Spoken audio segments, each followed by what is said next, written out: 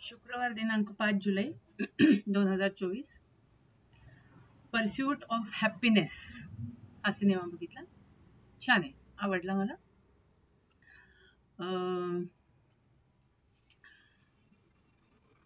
थोडक्यात आनंद कशात आहे आणि आनंदाच्या पाठीमागे सगळेच धावत असतात आणि तो धावावाच लागतो असं म्हणणं आहे. म्हणजे आनंद तसा मिळत नाही.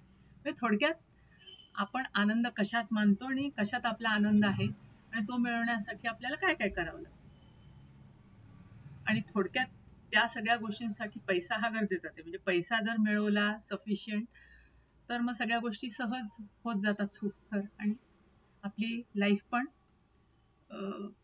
सुरळीत जाते आणि मग त्याच्यामुळे आपण ऑटोमॅटिक हॅपी असतो, आनंदी असतो.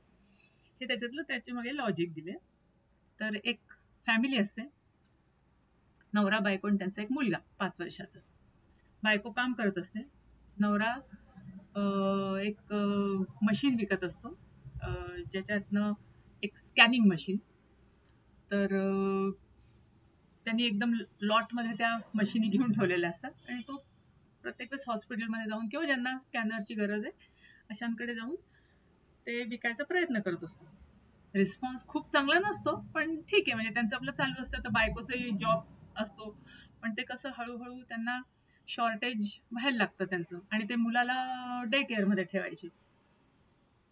तर मग दोघांमधले डिस्प्यूट्स वाढत जातात आणि शेवटी ती हे करते, म्हणजे म्हणते की मला आता तुझ्याबरोबर नाही राहायचं, मी मुलाला घेऊन जाते. पण तो इन्सिस्ट करतो की नाही, मुलाला माझ्याकडेच ठेव, तू जा. तुला कुठे मिळतंय जॉब चांगला, करिअर? मग ती म्हणते मी जाते न्यूयॉर्कला, मला तिथे माझ्या मैत्रिणीच्या हस्बंडचं काहीतरी आहे आणि तिथे मला चांगला जॉब मिळेल. मग ते म्हणजे म्युच्युअल अंडरस्टँडिंगने ते एकमेकांपासून वेगळे होतात.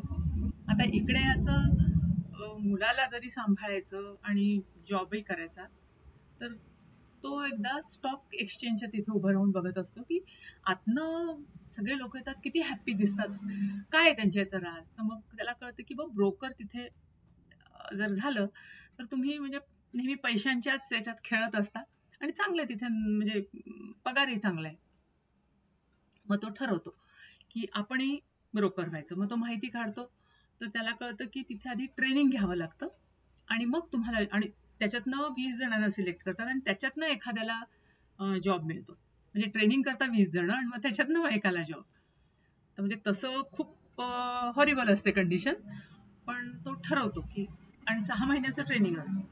आता इकडे त्याच्या घराचं भाडं थकलं असतं, टॅक्स द्यायचा राहिला असतो, बऱ्याच गोष्टी म्हणजे असतात की ज्या पेंडिंग असतात.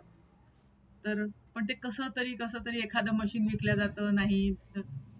त्यात अजून टॉप मध्ये काय होतं की तो जिथे त्या स्टॉक ब्रोकरच्या इथे जेव्हा फॉर्म घ्यायला जातो, तेव्हा ते आता मशीन कसं बरोबर घेऊन जायचं म्हणून तो तिथेच रस्त्यावर एक जण बाई गाणं म्हणत असते, तिच्याजवळ ठेवतो $1 देऊन आणि म्हणतो मी येईपर्यंत थांब. तर ती घेऊन ते पळून जाते.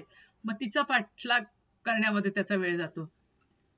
तर ती जातेच, म्हणजे सुटून जाते, पण ती परत त्याला 1-2 दिवसांनी दिसते. मग ती तो बरोबर तिच्याकडनं ते हिसकावून घेतो. म्हणजे असे त्याला प्रॉब्लेम्स येत राहतात. मग जेव्हा भाडं थकतं, आज नाही उद्या नाही, मग तो घर मालक पण त्याला घराबाहेर काढतो. मग हा हॉटेलमध्ये रूम घेतो. शेवटी हॉटेलचं पण रेंट द्यायला पैसे नसतात. मग बरं, तेव्हा जेव्हा तो ब्रोकरच्या याच्यात जॉईन करतो, त्याला आधी वाटलं काहीतरी स्टायपेंड असेल, पण तोही नसतो.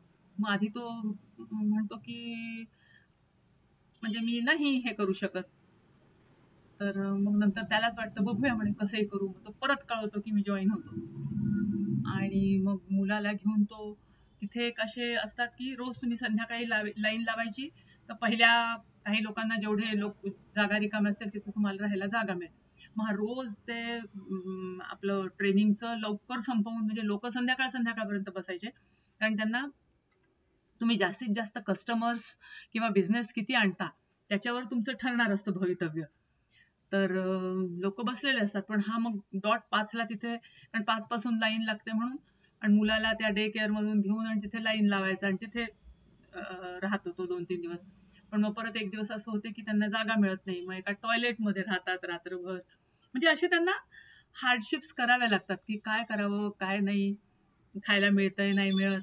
मग तशात त्याच्या एक जण चांगला डील होते म्हणजे ब्रोकर म्हणून. मग तो त्यांच्याबरोबर त्यांच्या घरी जातो. तर फुटबॉल मॅच बघायला ते चालले असतात. तर मुलालाही त्या छोट्या फुटबॉलची हे असते.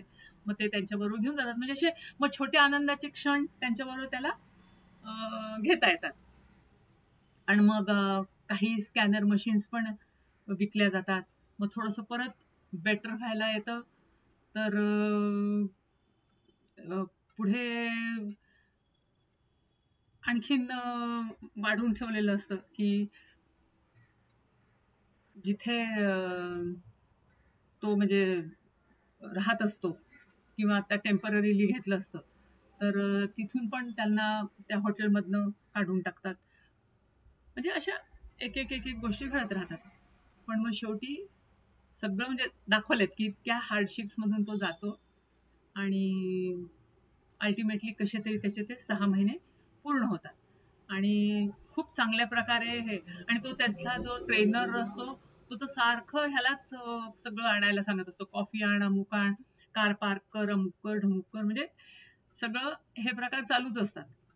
पण ओव्हरऑल सगळ्यांचं जे ऑब्झर्वेशन असतं त्याच्या बाबतीत की हा कशालाही नाही म्हणत नाही, केव्हाही तयार असतो काम करायला. हार्डशिप आणि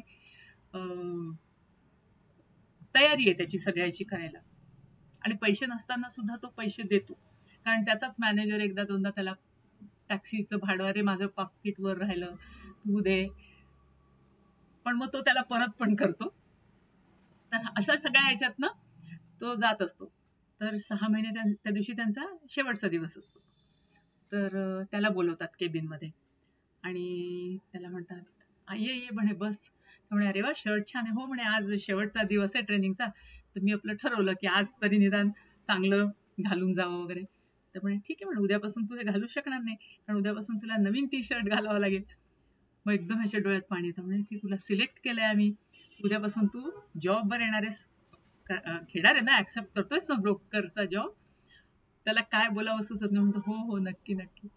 आणि मग म्हणजे शेवटी त्याच्या याचं चीज होतं मेहनतीचं, आणि तो बाहेर पडतो. आणि सगळ्यांच्या बरोबर त्याचे इतके डोळ्यात पाणी असतं आणि चेहऱ्यावर हसू पण असतं. काय करावं काय नाही ते त्याला सुचत नसतं. आणि मग त्याला कळतं. तो म्हणतो अच्छा, हॅपीनेस म्हणजे काय असतं ते मला आज कळलं. आणि मग दाखवलंय की तो त्याच्या मुलाबरोबर म्हणजे मस्त मजेत दिवस घालवतोय. तर ही ट्रू स्टोरी आहे की नंतर ह्यांनी म्हणजे जेव्हा तो ब्रोकर झाला, मग त्याच्यानंतर त्यांनी 2001 मध्ये 2006 मध्ये कितीतरी बिलियन करोडचे छान ऑफर्स आणि हे आणून दिले कंपनीला. म्हणजे शेवटी त्याचं हार्डवर्क कामाला येते, किंवा त्या लोकांनी केलेलं योग्य माणसाला सिलेक्ट केलं असं म्हणजे दाखवलं. तर ओव्हरऑल छान आहे म्हणजे मूवी मला आवडली.